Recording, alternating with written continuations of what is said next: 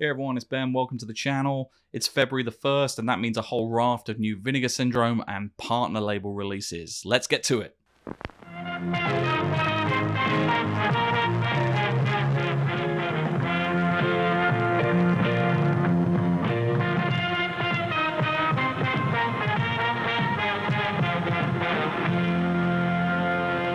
Hi everyone, welcome to the channel. As I said, it's February. We've got a ton of new releases from Vinegar Syndrome, new partner releases. I thought we'd take a look at them. We'll go through the mainline Vinegar Syndrome releases. We'll talk a little bit about the new VSU, and I'll give you a quick scan overview of the partner label stuff because there's a lot. And I just thought I'd shout out the stuff that I'm most interested in right now. So we'll also talk a little bit about some of the controversy that's surrounded this month's announcements specific to one title we're going to talk to. So anyway, let me bring up the site. And as you can see, here we are on the front page of Vinegar Syndrome with a bunch of new titles. And if you subscribe to Vinegar Syndrome, you're going to get 3 titles in your package here. First is Drop Dead Fred, which we'll come back to because that is the title that has a little bit of controversy around it.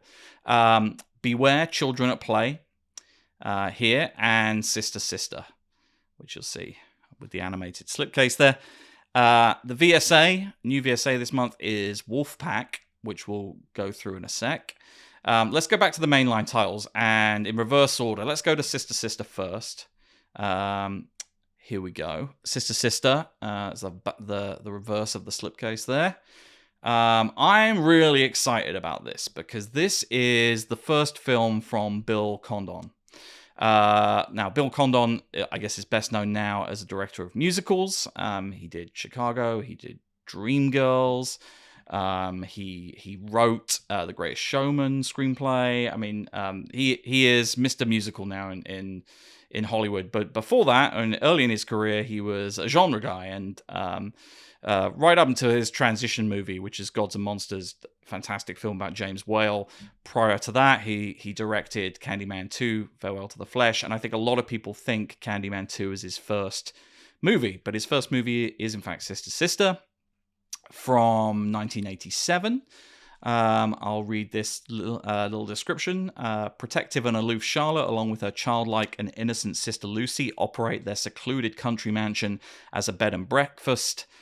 On a cold and rainy night, Matt, a mysterious and handsome man from the city, arrives unexpectedly to rent a room soon after taking a fancy to Lucy. As their romance grows, mysterious acts of violence begin to plague the quiet home, threatening to unearth dark and mysterious, murderous secrets buried deep in the past. Combining heavy gothic atmosphere, touches of magical realism, and elements of violent murder mystery, Academy Award nominee Bill Condon's Sister Sister is a suspense story filled with love and revenge, starring Eric Stoltz, Oscar nominee Jennifer Jason Leigh, and Emmy nominee Judith Ivey, and featuring exquisite scope photography by Stephen Katz. Vinegar Syndrome is proudly presents Sister Sister to Blu-ray for the first time. So you get on here, it's a region-free disc, scanned, restored in 2K from its 35mm into positive. Commentary track with Bill Condon. Commentary track and author with Alexandra Helen Nicholas. Always great to see her on commentary tracks, but I love that we get a Bill Condon one too. Being an Outsider, interview with Benjamin Mouton. Staying Honest, an interview with actress Natasha Nogulich. Orchestrating Altered States, an interview with composer Stephen Einhorn. Going to War, an interview with cinematographer Stephen Katz. You get some deleted scenes with director commentary, an original trailer, a booklet. That's really interesting because Vinegar Syndrome hasn't really been doing a lot with booklets, but it does seem, I think all of the releases maybe in February have booklets and reversible cover artwork. So look, I'm really excited about this. I really like Bill Condon. I love Gods and Monsters, and I actually think Candyman Farewell to the Flesh is pretty interesting too. So excited to be getting my hands on that. Beware Children at Play. I know nothing about this movie. There's the slip. Young Glenn and his father have gone into the woods for a fun-filled camping adventure, but when Dad steps in a bear trap, the pair find themselves stranded miles from civilization with limited supplies and nothing to eat. After his dad dies, Glenn, as a matter of survival, is forced to consume his flesh. Years later, children from a nearby town begin to disappear in the woods, never to be seen again, while adults are murdered in the most savage of fashions. Could not so young anymore Glenn have something to do with all of the mayhem? Shamelessly trashy and a whole lot of fun, prolific cinematographer Mick Cribbin's sole directorial effort, Beware Children at Play is a no-holds-barred assault on good taste with a plethora of ultra-gory creative deaths and one of the most ridiculous endings in the history of horror cinema. Another victim of decades of poor-quality VHS copies, Vinegar Syndrome is delighted to offer the world Blu-ray debut of Beware Children at Play, newly restored from its 35mm original camera negative. It's a region-free disc. You get a brand new commentary track with director Mick Cribbin, an extended making-of documentary called Why I Don't Have Children, new interview with Mick Cribbin, and an archival interview with Mick Cribbin, and reversible cover artwork. No booklet in that one, actually. Having said that, sounds interesting, right? I mean, that's one of those titles. Could go either way. It's a great setup. Vinegar Syndrome always do a great job of describing these titles, even when they don't always deliver. So I'm excited to see that one. Finally, Drop Dead Fred. This is the controversial title, as I said. It is a comedy. It is a movie which I'm very familiar with because I actually saw it opening weekend in the theaters on a date when I was a teenager, way back in 1991.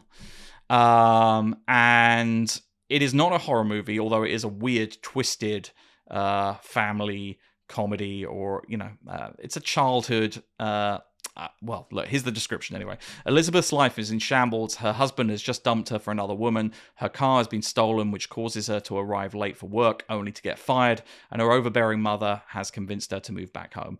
One night, when she can't sleep, Elizabeth happens upon the small box which housed her childhood imaginary friend, Drop Dead Fred, who used to cause all kinds of mischief. But when Elizabeth opens the box, causing Fred to reappear, she is drawn into a raucous series of new, highly destructive and hilarious adventures. Although derided by critics upon its release, 8 de Jong's Drop Dead Fred has since become a cult favourite, earning a hardy reputation as one of the strangest and most unhinged family films to ever emerge from a major studio.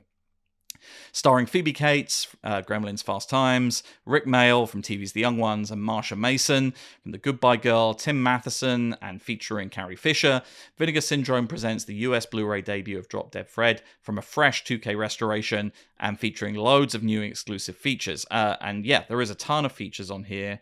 As I said, new 2K restoration from the 35mm into positive, commentary track with director 8 de Jong, conversation with 8 de Jong and producer Paul Webster, Imaginary Friends, a featurette with co-writers and executive producers Anthony Fingleton and Carlos Davis, The Mega Beast Speaks Out, an interview with actress Marsha Mason, Drop Dead Look, an interview with director of photography Peter Deming, Mischief Makers, a featurette with VFX producer Peter Curran, VFX supervisor Kevin Kuchava, stop-motion animator Doug Beswick, special effects, photographic effects artist Paul Gentry, and special makeups effects artist Christopher Johnson. I'm Your Fella, Annabella, an interview with actor Tim Matheson, Memories of Snotface, an interview with actress Ashley Peldon, some deleted scenes, theatrical trailer, and this one does come up with a booklet with a new text interview with actress Phoebe Cates, and of course, reversible cover artwork.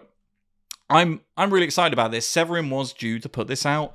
It's a movie I have really fond memories of. I was a big British comedy fan, obviously, growing up, and particularly the early 80s alternative comics, Aid Edmondson, and especially Rick Mayall, right the way through to Bottom, Filthy Rich and Catflap, all of those British comedy shows that Rick Mayall was so kind of crucially part of. This idea of this American movie with Rick Mayall doing the Rick Mayall thing as the imaginary friend, I still have really strong, vivid memories, even though I haven't seen that movie since 1991. Here's where the controversy comes in. People seem annoyed or angry that the Vinegar Syndrome is putting this out. I think it's pretty clear from the last few years that Vinegar Syndrome is, let's come out of there a sec, expanding, going much broader in what they define as being cult cinema, the kind of cult cinema they're going to restore and put out there. Whether it's what they've done with movies like Rad, an 80s kind of kids sports movie, effectively, higher profile things like Beastmaster last month. Yes, it's ostensibly a horror movie, but it's a fairly mainstream title. A lot of people know it in dead heat. They are clearly broadening their palette. And for me, Drop Dead Ferret is totally a cult item. It's a weird offbeat movie, certainly treated much more like a cult oddity in America. In the UK, it was a fairly large theatrical release, and certainly that's how I remember it, because Rick Mayall was such a big star at the time. My view on it is this, right? I'm excited to be getting it in my subscription. I subscribe to Vinegar Syndrome because I like the idea of not knowing what I'm going to get each month. And frankly, the more eclectic and weird it gets, the happier I am. I want Vinegar Syndrome to sort of have its stake in the ground, restoring and bringing forth cult movies that have been lost, right? From that classic Grindhouse through to VHS era. And some of those are horror movies for sure. Some of those are exploitation movies, but some of those are comedies. Some of those are action movies. I'm totally fine with this. And I'm excited about it, and I'm excited about the subscription lineup becoming more eclectic.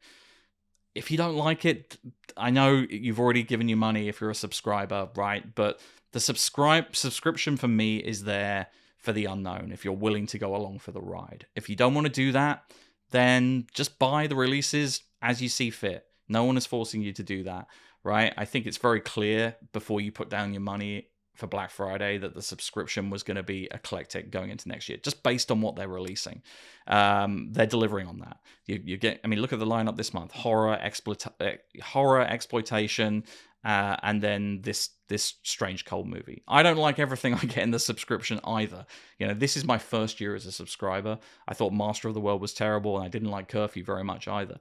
But I'm excited to sample these movies, right? So I'm willing to go along for the ride, and I'm willing to trust Vinegar Syndrome in terms of what they put out.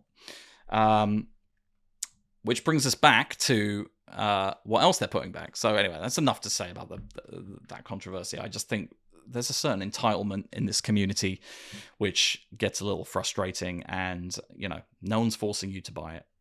Or even if you're a subscriber, you can certainly sell it for more than you pay for it. The VSA this month is Wolfpack, and I am really intrigued by this. I'm definitely going to pick this up. Wolfpack is part of our... here's the slipcase, as you can see. It's part of our Vinegar Syndrome archive collection, celebrating forgotten cinematic oddities from the video store era. This collection was inspired by our own brick-and-mortar video store. Blah, blah, blah. That's the 5,000 units. Okay, here we go. High school student Sam Adams has just moved to a new house in a sleepy all-American town. His new school seems perfect at first, and he is quickly accepted onto the football team. But something about his fellow players seems a bit off, particularly the brutish and arrogant Jack Boot Batowski. As Sam soon discovers, the team have appointed themselves as dictatorial leaders at the school, openly modeling their behaviors on the SS and terrorizing anyone who doesn't fall in line, while rewarding those who pledge blind allegiance. When Sam's unwillingness to submit results in a violent attack on an elderly family friend, he decides to take matters into his own hands. An allegorical examination on the allure of groupthink and the power of fascism. Bill Millings, director of Nightmare and a Damaged Brain. Wolfpack is a tense 80s updating of the juvenile delinquent film. The Vinegar Syndrome Archive presents the world disc debut of Wolfpack, a movie which helped inspire the creation of VSA and has been newly restored from its 35mm original camera negative. Region 3 disc. You get an interview with Bill Milling, the director and co-writer, a return to Wolf's Den around the locations, double-sided poster, limited of 5,000, as we know with these things.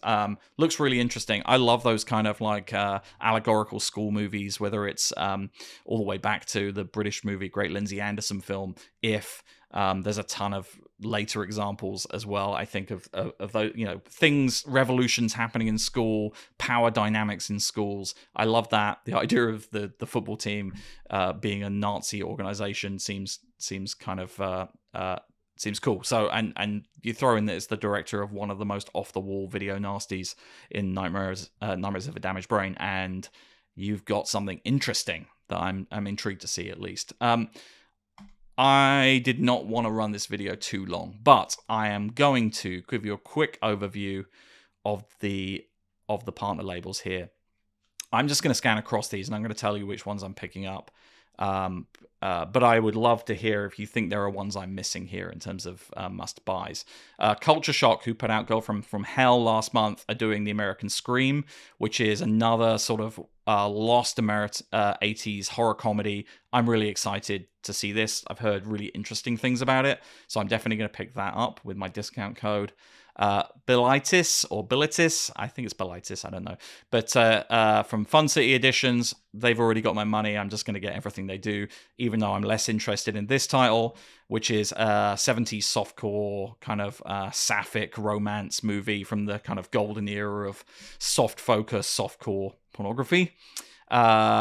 This one I'm less interested in. Blood on Her Name, don't know too much about it. Cain and Abel I am picking up from Canny. Cain and Abel, and I'll just scan into here, is a really interesting sounding, penned by the prolific screenwriter Ricardo Ricky, and directed by Lino Brocca, on the heels of masterpieces such as Wade But Found Wanting, Manila in the Claws of Light, and Insiang. The first Filipino film to play at the Cannes Film Festival, Cain and Abel is a powerful examination of the landed class and its frontier justice, part high-pitched melodrama, part allegory on the rampant bellicosity of the Philippines under Ferdinand Marcos, part timeless biblical retelling with nods to Sam Peckinpah's Straw Dogs.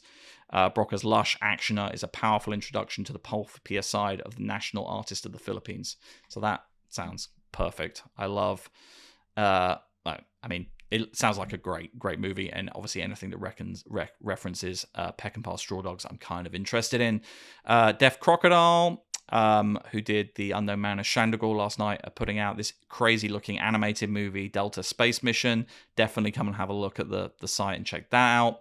Ham on Rye from Factory 25, new partner label. Hypnosis from Altered Innocence. I Do Not Care If We Go Down in History as Barbarians from Big World Pictures.